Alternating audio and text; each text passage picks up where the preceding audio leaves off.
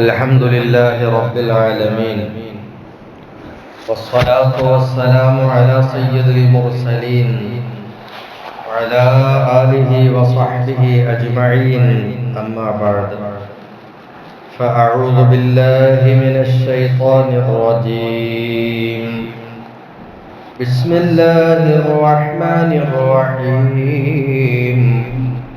وتوكل على الحي الذي لا يموت وسبح بحمده وكفى به بذنوب عباده خبيرا. صدق الله مولانا العظيم. وقال النبي صلى الله عليه وسلم: فكل تسبيحة صدقة، وكل تحميدة صدقة، وكل تهليلة صدقة، وكل تكبيرة صدقة.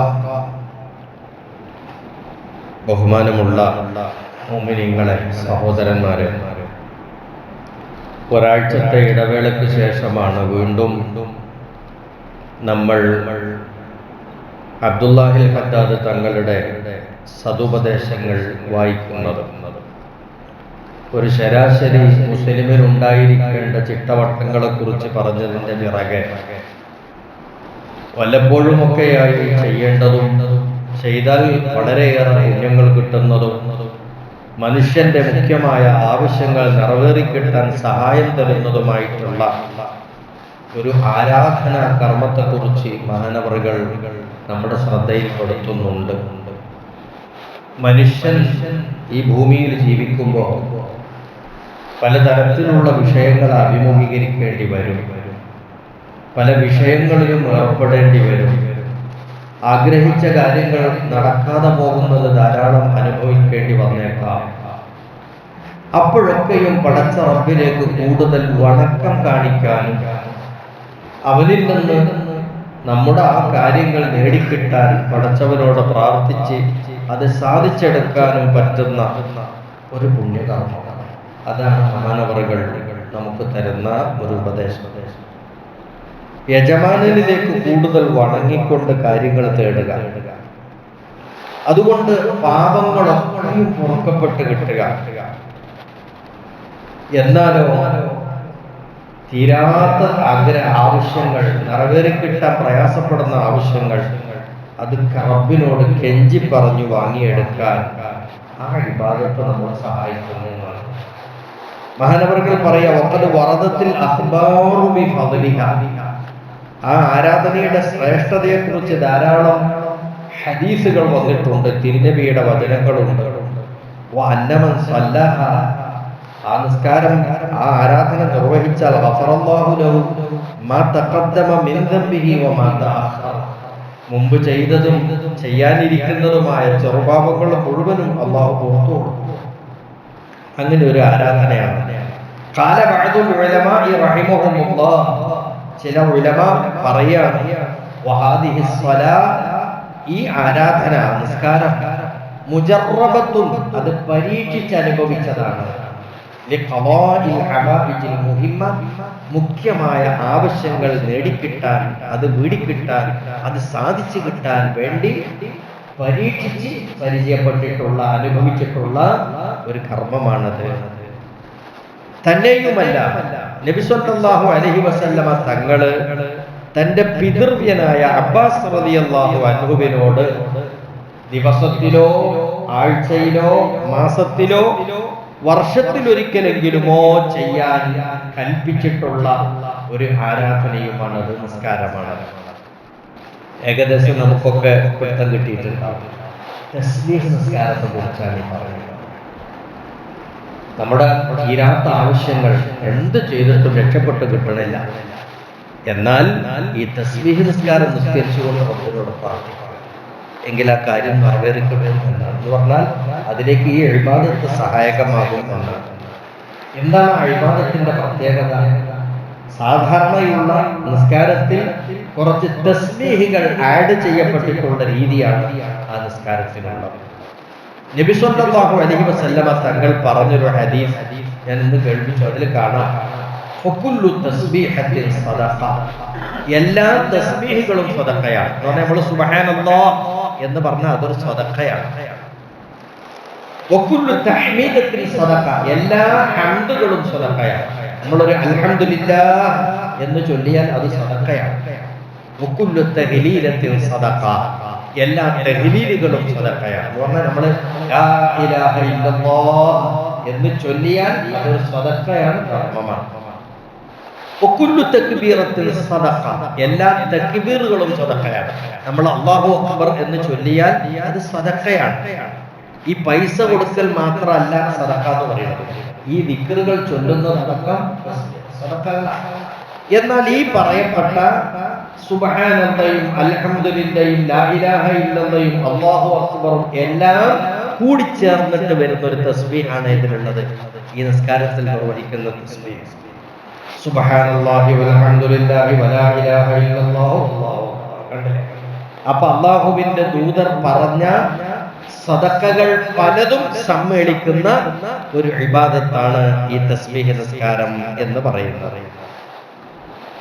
ഈ നിസ്കാരം പ്രധാനപ്പെട്ടതാണ്. ഈ പറയപ്പെട്ടതുപോലെ തിരുനബിയുടെ താല്പര്യം പോലെ ദിവസത്തിലോ അല്ലെങ്കിൽ ആഴ്ചയിലോ അതുമല്ലെങ്കിൽ മാസത്തിലോ അതുമല്ലെങ്കിൽ വർഷത്തിലോ എന്ത് ചെയ്യണം, നിസ്കാരം നിർവഹിക്കണം എന്നാണ്. നമുക്കാർക്കും ഇപ്പൊ ആ നിസ്കാരത്തെ കുറിച്ച് പരിചയക്കുറവുണ്ടാവില്ല. എങ്കിലും ഈ ശബ്ദം കേൾക്കുന്ന ആളുകൾ വേറെ പലരും ഉണ്ടാവും. അവരിൽ ആർക്കെങ്കിലും പരിചയക്കുറവുണ്ടെങ്കിൽ അവര് നന്നായി ശ്രദ്ധിക്കുക. തസ്ബീഹ് നിസ്കാരം എന്ന് പറയുന്ന ഒരു സുന്നത്ത് നിസ്കാരമുണ്ട്. അത് രാത്രിയിലും നിസ്കരിക്കാം, പകലും നിസ്കരിക്കാം. രാത്രിയിലാണ് നിസ്കരിക്കുന്നതെങ്കിൽ 2 റക്അത്ത് നിസ്കരിച്ച് സലാം വീട്ടി വീണ്ടും 2 റക്അത്ത് നിസ്കരിക്കുക. അതായത് തസ്ബീഹ് നിസ്കാരം 4 റക്അത്താണ് മൊത്തത്തിൽ. അത് രണ്ടുമായിട്ടാണ് രാത്രിയിൽ നിസ്കരിക്കുന്നത് ഏറ്റവും നല്ലത്. പകലിലാണ് തസ്ബീഹ് നിസ്കരിക്കുന്നതെങ്കിൽ ഇത് 4 റക്അത്തും ഒരുമിച്ച്, പിന്നെ 2 റക്അത്ത് നിസ്കരിച്ച് സലാം വീട്ടാതെ 2 റക്അത്ത് നിസ്കരിച്ച് ഇടയിൽ അത്തഹിയ്യാത്ത് ഓതി അടുത്ത 2 റക്അത്തും കൂടി നിസ്കരിച്ചിട്ട് അവസാനത്തെ അത്തഹിയ്യാത്ത് ഓതി സലാം വീട്ടുന്ന നിസ്കാരം. അപ്പൊ പകലിലാണ് നിസ്കരിക്കുന്നതെങ്കിൽ ഏതുപോലെ നിസ്കരിക്കണം? ളുഹർ നിസ്കരിക്കുമ്പോൾ പോലെ നിസ്കരിക്കാം. രാത്രിയിലാണ് നിസ്കരിക്കുന്നതെങ്കിൽ എന്ത് ചെയ്യുക? ഒരു 2 റക്അത്ത് നിസ്കരിച്ച് സലാം വീട്ടി പിന്നെ 2 റക്അത്ത് നിസ്കരിക്കുക. എന്താണ് അതിന്റെ പ്രത്യേകത? നൃത്തത്തിൽ നമ്മുടെ ഖിറാഅത്ത് കഴിഞ്ഞതിന്റെ ശേഷം ഫാത്തിഹയും സൂറത്തും ഓതി കഴിഞ്ഞതിന്റെ ശേഷം നേരത്തെ പറഞ്ഞ തസ്ബീഹ് 15 പ്രാവശ്യം ചൊല്ലുക. റുകൂഅ്, സുജൂദ്, റുകൂഅ് കഴിഞ്ഞ് ഇഅ്തിദാല് കഴിഞ്ഞിട്ട് സുജൂദ്, ആ 2 സുജൂദുകൾക്കിടയിലുള്ള ഇരുത്തം, ഇതിലെല്ലാം 30 വീതം തസ്ബീഹുകൾ ചൊല്ലുക. അപ്പൊ 65 തസ്ബീഹ് ആവും. എന്നിട്ട് 2ാമത്തെ സുജൂദ് കഴിഞ്ഞിട്ട് ഒന്ന് എഴുന്നേറ്റ് ഇരുന്നിട്ട് ഇസ്തിറാഹത്തിന്റെ ഇരുത്തത്തിൽ ഇരുന്നിട്ട് ഒരു 10 തസ്ബീഹ് ചൊല്ലും. അങ്ങനെ ഒരു റക്അത്തിൽ 75 തസ്ബീഹ്. ഇങ്ങനെയാണ് നമ്മൾ ചെയ്യുന്ന ഒരു രീതി ഇവിടെ ഉള്ളത്. എന്നിട്ട് അടുത്ത റക്അത്തിലേക്ക് വരും. അവിടെയും ഇതേപോലെ തന്നെ അവസാനം എന്ത് ചെയ്യും? അത്തഹിയ്യാത്ത് ഓതിയിട്ട് അവിടെയും 10 തസ്ബീഹ് ചൊല്ലി സലാം വീട്ടി വീണ്ടും എഴുന്നേറ്റ് നിന്ന് 2 റക്അത്ത് നിസ്കരിക്കും. അപ്പൊ എത്രയായി? 75 150 തസ്ബീഹുകൾ 2 റക്അത്തിലൂടെ, വീണ്ടും 2 റക്അത്ത്, അതിൽ 150. അപ്പൊ 300 തസ്ബീഹുകൾ നമ്മൾ ചൊല്ലുന്നുണ്ട് ആ നിസ്കാരത്തിൽ. ഇതാണ് ആ നിസ്കാരത്തിന്റെ രൂപം. എന്നാൽ ചിലർക്കൊക്കെ ഈ ഇസ്തിറാഹത്തിന്റെ ഇരുത്തത്തിലൊക്കെ തസ്ബീഹ് ചൊല്ലാനൊക്കെ ചിലപ്പോൾ വിട്ടുപോകും. അറിയാണ്ട് ചിലപ്പോൾ സുജൂദിൽ നിന്ന് നേരെ ഒഴുക്ക് വരും, അടുത്ത റക്അത്തിലൊക്കെ വരും. ഒറ്റക്ക് നിസ്കരിക്കുമ്പോൾ ചില ആളുകൾക്കൊക്കെ തെറ്റിപ്പോകാനും സാധ്യത. എന്നാൽ തസ്ബീഹ് നിസ്കാരത്തിന് 2ാമതൊരു നിർവഹണ രീതിയുണ്ട്.